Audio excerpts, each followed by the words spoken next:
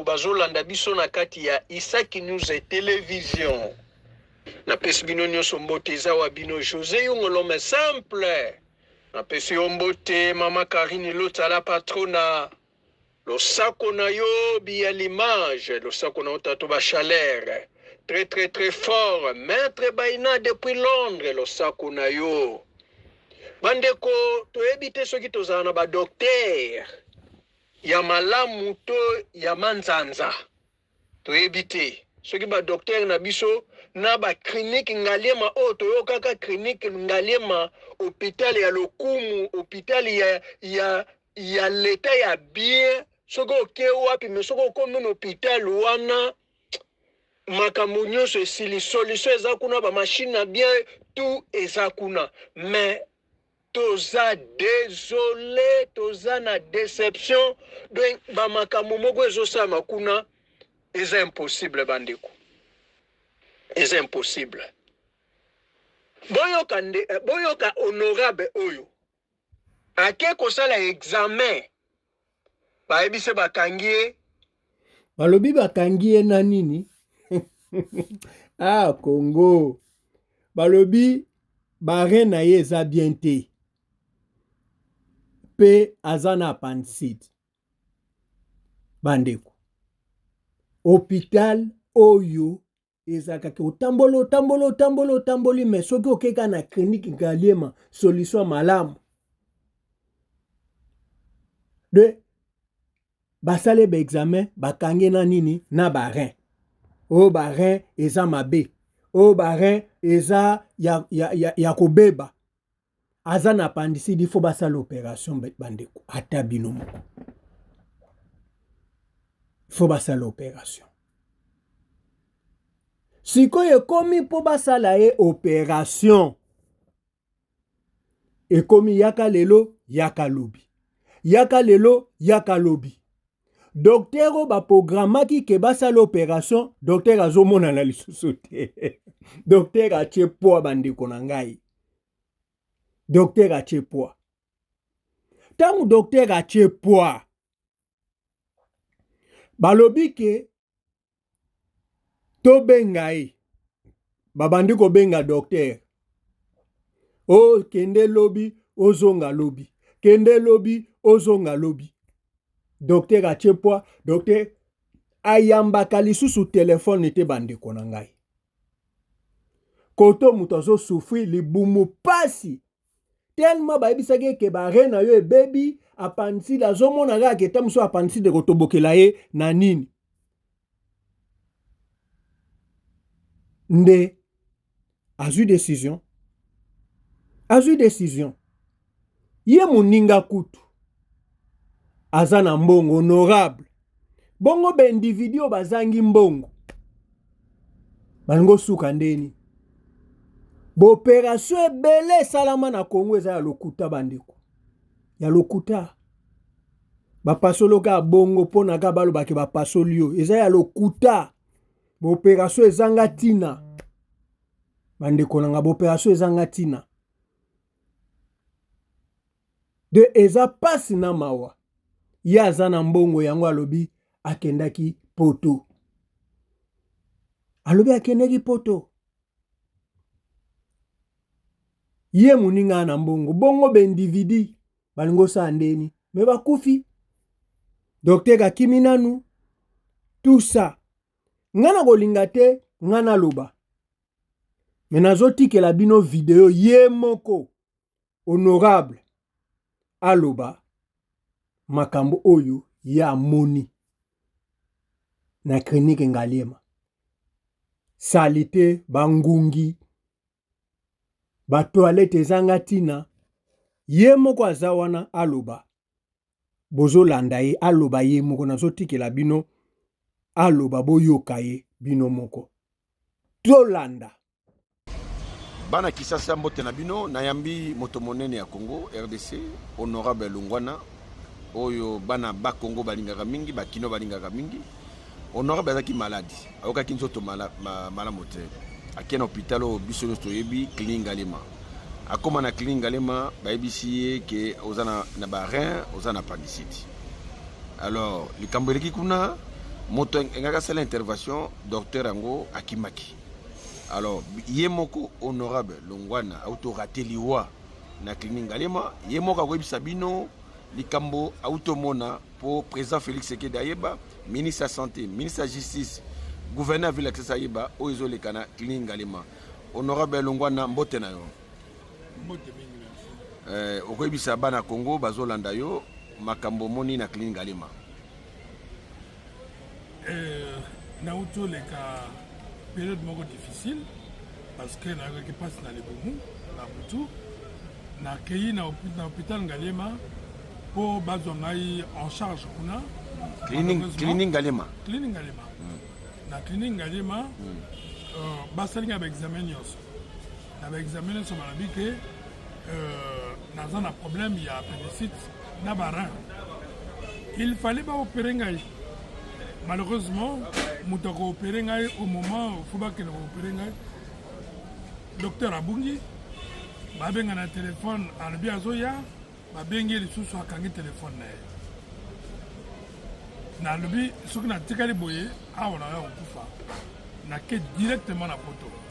na komi na hôpital Saint-Luc basali examen ba lobi na ngai non seulement que appendice na ngai za bien barre na ngai est très bien donc balinga balongola ngai yango pour rien mais danger na ngana courir c'est que nazalaki na infection moko makasi na vésicule biliaire donc ce que bango ba opérer ki ngai le temps na zela na ngana sala o ba benga septicémie donc na ngana za problème moko ya makasi elinga me mangana liwa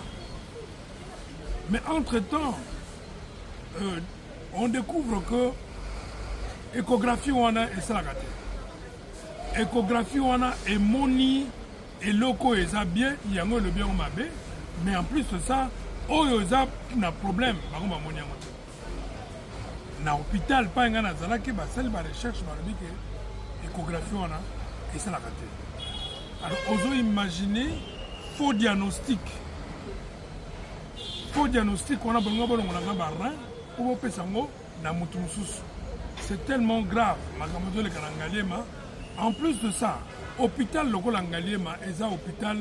oyo ya l'état oyo ya monene toza nango awa na Gombe ozo imaginer olali na urgence oza na plus de ngungi ke libanda bangungi oyo ya minene oyo ngungi basoki basangani bakotombola bebe bake na ye okoko imaginer te ke hôpital monene ndenge wana toilette eza sali te okoko imaginer te koza na urgence oza na place ya okende ya propreté pour la toilette c'est très grave et puis faut tala négligence oyo ezali na Ngalema c'est très grave donc il fallait absolument to dénoncer yango parce que ministre il y a santé il faut avoir ba disposition okovana na bureau kaka te il faut kendeke pe na ba hôpitaux surtout oyo ya l'état otala ndenge bato bazosala mosala okomona ke eza kokamwa kozela te ke yoloba te ke nakoya mokolo yaka à l'improviste okomona ndenge bazoboma bakongolais. Honorable Longwana na ba docteur wana bosuki ndenge bokena bango na justice bien otiki bango non nakotika bango boye te makambo eza na maboko ya l'état baona ti bakozala condamné. Merci Honorable Longwana pour le Cambolobi et comme la président Félix Sekedi, ministre de la Santé, ministre de la Justice, pour Bandeko Beye Bazo Koufa na Makamba Boy. Merci Honorable Longwana. Merci beaucoup. Merci. Boyoki mutu akei hôpital bakosele makambo ke azana maladi epai yonga boye epai to boye eza pasi na Congo na ebite domaine nini na Congo ezala malamu na ebi na ngai te bango kutu eza bie po azana mbongo ake poto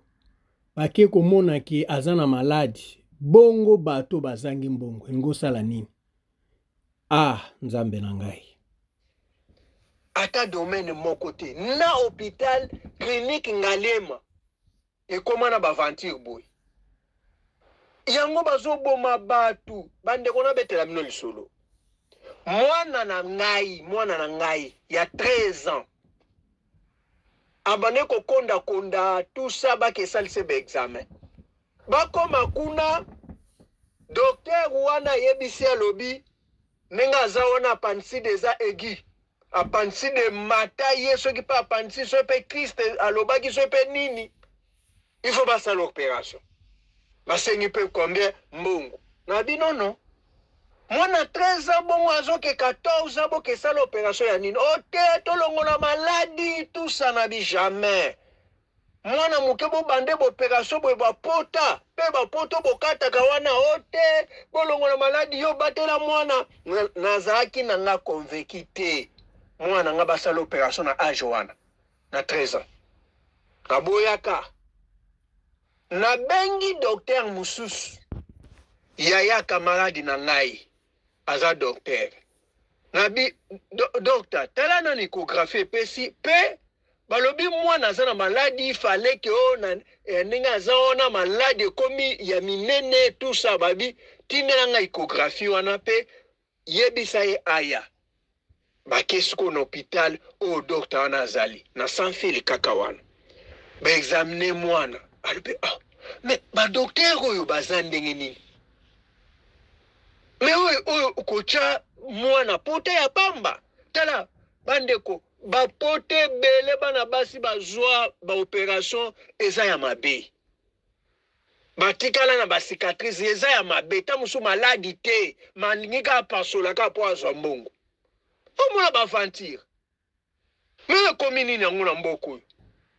ekomi nini ekomi nini oyo tokoma mona ngo nayebi te soki naloba nini clinique ngalema yoka makambo basali mais mutu alongwa ke poto maladi te basale ba examen 3 fois bamona maladi bamonaki na Congo te oyo ekomi likambo mosusu de ba docteur wana baza ba docteur ya manzanza docteur normal te oyo ekomi nini ekomi nini oyo kabino moko bandeko mwana sikoyo bapesa ye ka bakisi mwana koma bien santé zonga tout ça ezaki kaka ba maladie kaka oyo ezala ba microbe ya ba toilette ya ba nini tout partout na biloko kolia na balabala lelo akoma bien lelo jeune fille opération elekate boluka ba aventure vraiment eza pasi pona mboka na biso Congo total ango malamu de na Congo hôpital mabe nini mai ya résidence mabe éducation oyo to ane kotanga ta mwa bien mabe na ebité domaine nini na Congo ba avocat oyo ba tia lokola ba juge mabe donc na ebité soki domaine nini na Congo oyo ekozala malamu bandeko esala biso passe esala passe makasi mais nzamba asunga biso vraiment bato mwe bawelela santé ya bato mais bazoke welela nini kosombaka ba